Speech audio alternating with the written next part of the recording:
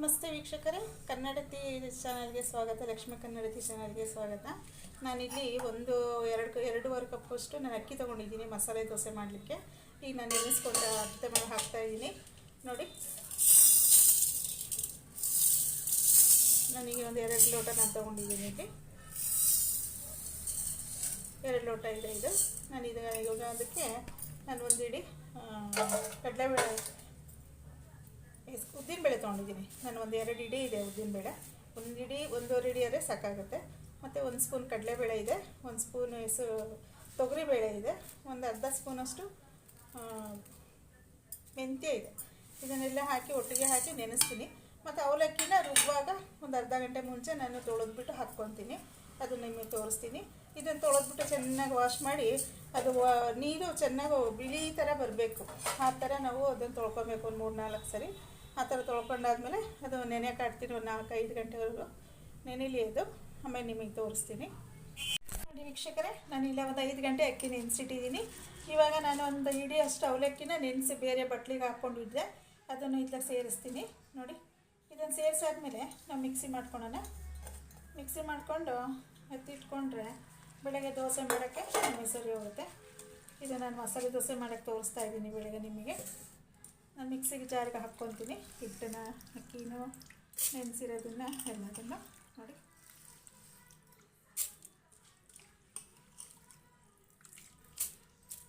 ಇದು ಮಿಕ್ಸಿ ಮಾಡ್ಕೊಳ್ಳೋಣಂತೆ.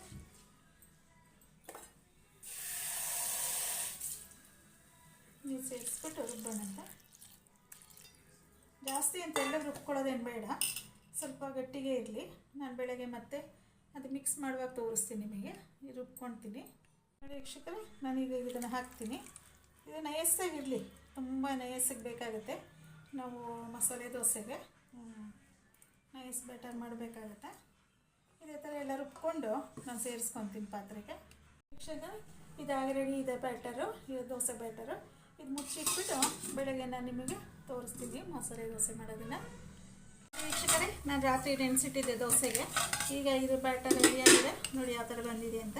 ನಾನು ಇದಕ್ಕೆ ಸ್ವಲ್ಪ ಒಂದು ಬೌಲಷ್ಟು ಅಕ್ಕಿ ಹಿಟ್ಟು ಸೇರಿಸ್ತಾ ಇದ್ದೀನಿ. ಇದು ಅಕ್ಕಿ ಹಿಟ್ಟಿದ್ದು ಇದನ್ನು ಸೇರಿಸ್ತಾ ಇದ್ದೀನಿ. ಇದು ಜಾಮೂನ್ ಕಪ್ಪಲ್ಲಿ 1 ಕಪ್ ಇದೆ. ಮತ್ತು ಇಲ್ಲಿ ಉಪ್ಪಿದೆ, 1 ಸ್ಪೂನ್ ಉಪ್ಪಿದೆ, ಪುಡಿ ಉಪ್ಪು, 1 ಸ್ಪೂನ್ ಸಕ್ಕರೆ ಇದೆ, ಒಂದು ಸ್ವಲ್ಪ ಸೋಡಾ ಪುಡಿ ಇದೆ. ಯಾಕೆಂದರೆ ಇದು ಸಕ್ಕರೆ ಹಾಕೋದು ಏನಕ್ಕೆ ಅಂದರೆ ಸ್ವಲ್ಪ ಇದರಲ್ಲಿ ರೋಸ್ಟ್ ಮಾಡುವಾಗ ಕೆಂಪಗೆ ಬರಲಿ ಅಂತ, ತಳದಲ್ಲಿ ದೋಸೆಗೆ ಆ ಥರ ಕೆಂಪಗೆ ಬರಲಿಕ್ಕೆ ಅಂತ ನಾವು ಸಕ್ಕರೆ ಹಾಕ್ತೀವಿ ನೋಡಿ. ಇದನ್ನೆಲ್ಲ ಒಂಚೂರು ಚೆನ್ನಾಗಿ ಮಿಕ್ಸ್ ಮಾಡ್ಕೊಳ್ಳೋಣ. ಈ ಥರ ಮಿಕ್ಸ್ ಮಾಡಿಕೊಂಡು ನಾವು ದೋಸೆ ಹಾಕಬೇಕಾಗುತ್ತೆ. ನಾನು ಚಟ್ನಿಗೆ ನಾನು ತೋರಿಸ್ತೀನಿ ಚಟ್ನಿ ಯಾವ ಥರಕ್ಕೆ ಅಂತ ನೋಡಿ. ಚೆನ್ನಾಗಿ ಮಿಕ್ಸ್ ಮಾಡಿಕೊಂಡು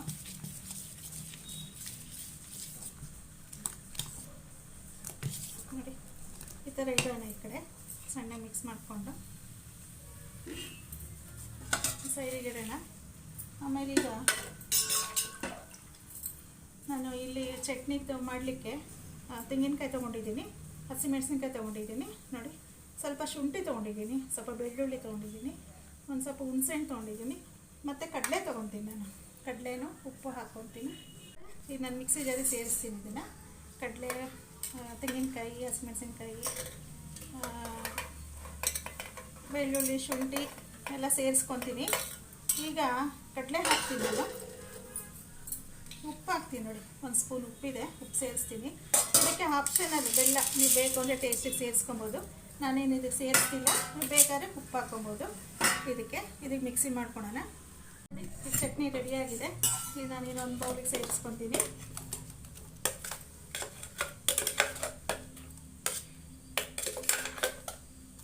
ನೋಡಿ ಇಷ್ಟಾದರೆ ಸಾಕಾಗುತ್ತೆ. ಇದಕ್ಕೊಂದು ಸ್ವಲ್ಪ ನೀರು ಹಾಕ್ಬಿಟ್ಟು ನಾನು ಸೇರಿಸ್ಕೊತೀನಿ. ನಿಮಗೆ ತೆಳ್ಳಗೆ ಬೇಕಾದ್ರೆ ತೆಳ್ಳಗೆ ಮಾಡ್ಕೊಬೋದು, ಗಟ್ಟಿಗೆ ಬೇಕಂದರೆ ಗಟ್ಟಿಗೆ ಇರಲಿ ಅಂದರೆ ನೀವು ಗಟ್ಟಿಗೂ ಮಾಡ್ಕೊಬೋದು ನೋಡಿ.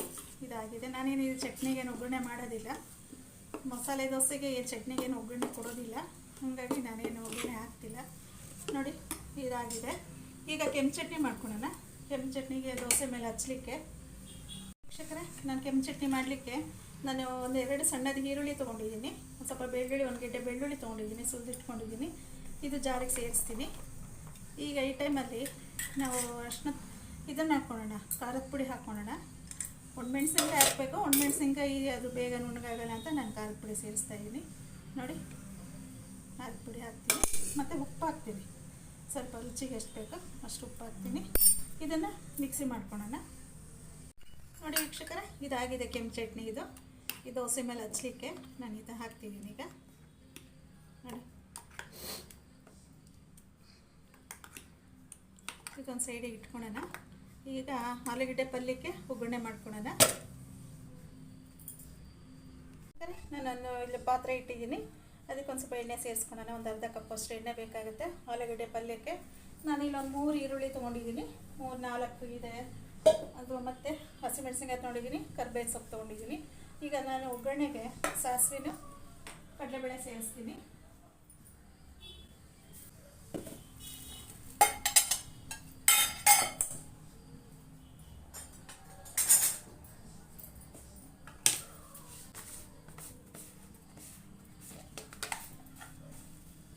ಸ್ವಲ್ಪ ಎಣ್ಣೆ ಕಾದಿದೆ. ಈ ಟೈಮಲ್ಲಿ ನಾನು ಸಾಸಿವೆ ಸೇರಿಸ್ತೀನಿ.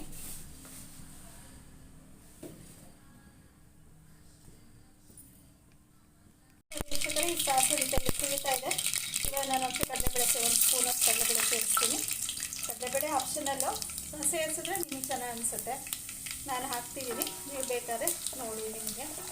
ನಾನು ಇಲ್ಲಿಗೆ ಆಯಿತು. ಇದು ಕಡಲೆಬೇಳೆ ಸ್ವಲ್ಪ ಕೆಂಪಲ್ಲಿ ಹೊಂಬಣ್ಣ ಬಂದರೆ ನಾನು ಏನು ಈರುಳ್ಳಿ ಹಸಿಮೆಣಸಿನ್ಕಾಯಿ ಎಲ್ಲ ತೊಗೊಂಡಿದ್ನಲ್ಲ ಇದಕ್ಕೆ ಸೇರಿಸಿದ್ದು ನಾನು ಸ್ವಲ್ಪ ಬೇಯೋವರೆಗೂ ಅದನ್ನು ಮಾಡ್ಕೊಳ್ಳೋಣ.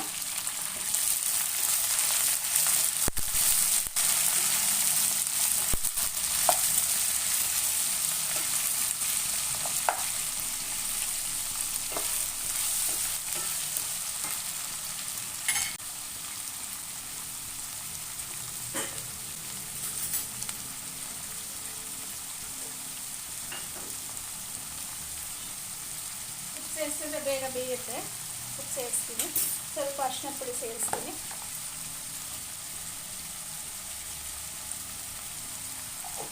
ಉಪ್ಪನ್ನು ಬೇಯಿಸ್ಬಿಟ್ಟು ಒಂದು ಸ್ವಲ್ಪ ಸಿಮ್ಮಲ್ಲೇ ಅದೊಂದು ಬೇಯಿಸ್ಕೊಳ್ಳೋಣ.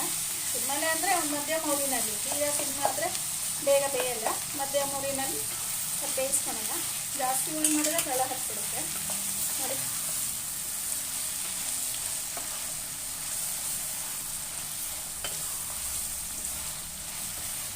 ಮಸಾಲೆ ದೋಸೆ ಮನೆಯಲ್ಲೇ ಮಾಡ್ಕೊಬೋದು.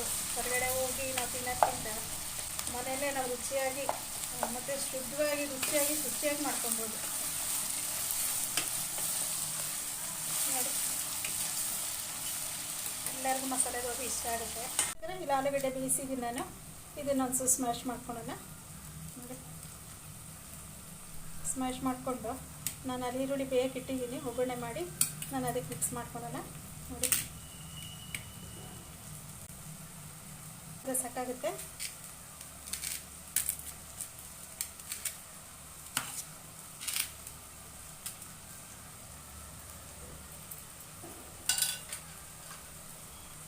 ನೋಡಿ, ನಾನೀಗ ಆಲೂಗಡ್ಡೆ ಬೇಯಿಸಿರೋದನ್ನು ಸೇರಿಸ್ತಾ ಇದ್ದೀನಿ. ಒಗ್ಗರಣೆ ಆಗಿದೆ ಇದು. ನೋಡಿ,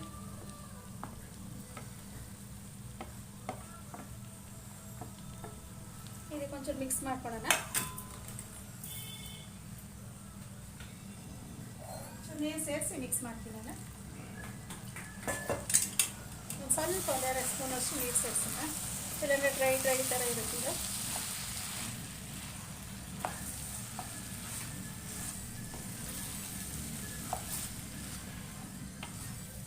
ಮಿಕ್ಸ್ ಮಾಡಿಕೊಂಡ್ರೆ ರುಚಿಯಾದ ಆಲೂಗಡ್ಡೆ ಪಲ್ಯ ರೆಡಿ ಆಗುತ್ತೆ.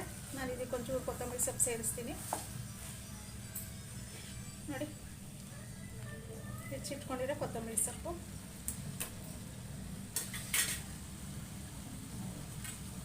ಇನ್ನು ಸ್ವಲ್ಪ ನೀರು ಬೇಕಾಗುತ್ತೆ, ನೀರು ಸೇರಿಸ್ತೀನಿ.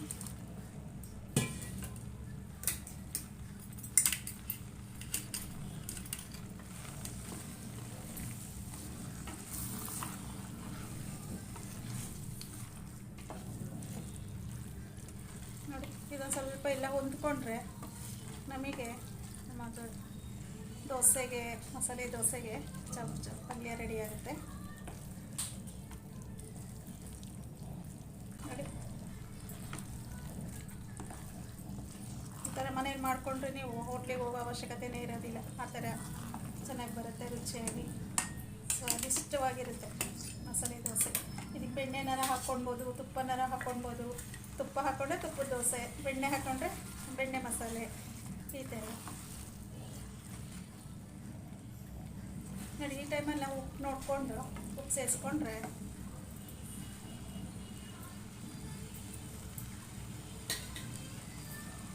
ನನಗೆ ಸಾಕಾಗುತ್ತೆ ನೋಡಿ. ವೀಕ್ಷಕರೇ ಯಾವ ಥರ ಬಂದಿದೆ ಅಂತ ನಾನು ದೋಸೆ ಮಾಡಿ ತೋರಿಸ್ತೀನಿ ನಿಮಗೆ.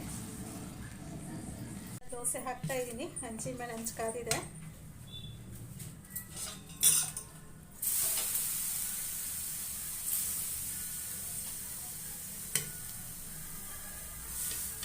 ಈರುಳ್ಳಿ ಕಟ್ ಮಾಡಿ ಈ ಥರ ಸರ್ಕೊಳ್ಳೋಣ ಹಂಚಿಗೆ.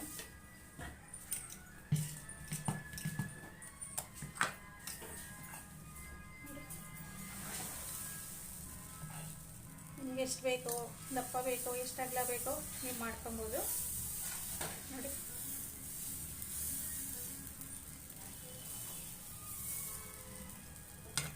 ನಾನು ಸ್ವಲ್ಪ ಎಣ್ಣೆ ಸೇರಿಸ್ತೀನಿ ಮತ್ತು ತುಪ್ಪನೂ ಸೇರಿಸ್ತೀನಿ ನಾನು ನೋಡಿ. ತುಪ್ಪ ಸೇರಿಸ್ತೀನಿ. ನಿಮ್ಗೆ ಎಷ್ಟು ತುಪ್ಪ ಬೇಕೋ ನೀವು ಅಷ್ಟು ಸೇರಿಸ್ಕೊಬೋದು. ಸ್ವಲ್ಪ ಇದಕ್ಕೆ ಜಾಸ್ತಿನೇ ಬೇಕಾಗುತ್ತೆ. ಈ ಟೈಮಲ್ಲಿ ನಾನು ಖಾರ ತೊಗೊಂಡಿದ್ನಲ್ಲ ದೋಸೆ ಹಚ್ಚಲಿಕ್ಕೆ, ನನಗೆ ಹಚ್ತೀನಿ ನಾನು ನೋಡಿ. ಒಂದು ಸ್ಪೂನು, 1.5 ಸ್ಪೂನ್ ಹಾಕಿದ್ರೆ ಸಾಕಾಗುತ್ತೆ.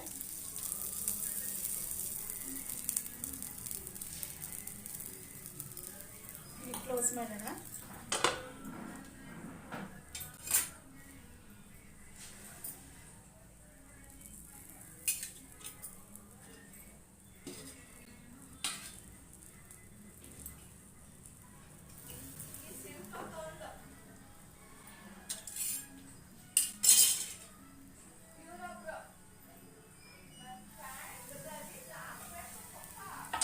ನೋಡಿ, ಈ ದೋಸೆ ಬೆಂದಿದೆ. ಈಗ ಒಂದು ಸ್ವಲ್ಪ ತಿರುಗಿಸಿ ಹಾಕ್ಕೊಡೋಣ. ಇದು ರೋಸ್ಟ್ ಆಗಬೇಕು. ಮೇಲೆ ಹಾಕಿರೋವಂಥದ್ದು ಖಾರ ಇದು ನೋಡಿ.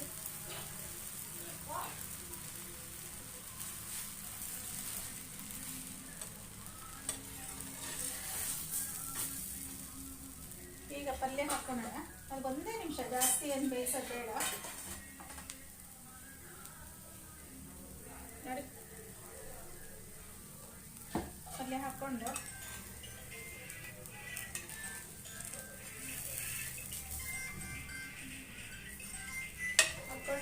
ಮಸಾಲೆ ದೋಸೆ ರೆಡಿ ಆಗುತ್ತೆ.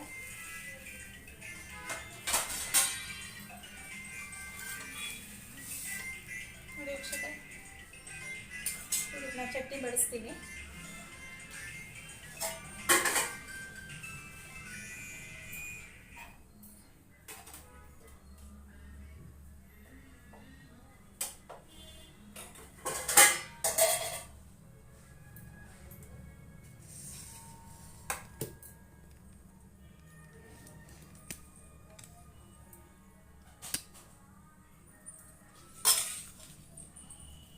ನೋಡಿ ವೀಕ್ಷಕರೇ, ಯಾವ ಥರ ಬಂದಿದೆ ದೋಸೆ ಅಂತೇಳಿ. ಮಸಾಲೆ ದೋಸೆ ನಿಮ್ಗೆ ಇಷ್ಟ ಆದರೆ ಲೈಕ್ ಮಾಡಿ, ಶೇರ್ ಮಾಡಿ, ಸಬ್ಸ್ಕ್ರೈಬ್ ಮಾಡಿಕೊಡಿ. ನೋಡಿ ಎಷ್ಟು ಗರಿ ಗರಿಯಾಗಿ ಬಂದಿದೆ ದೋಸೆ ನೋಡಿ. ನೋಡಿ ನೀವು ಒಂದ್ಸರಿ ಬೇಕಾದ್ರೆ ಮಾಡ್ಕೊಳ್ಳಿ ಮನೆಗೆ. ಯಾವ ಥರ ಬಂದಿದೆ ಕಮೆಂಟ್ ಮಾಡಿ ಹೇಳಿ ಆಯಿತಾ.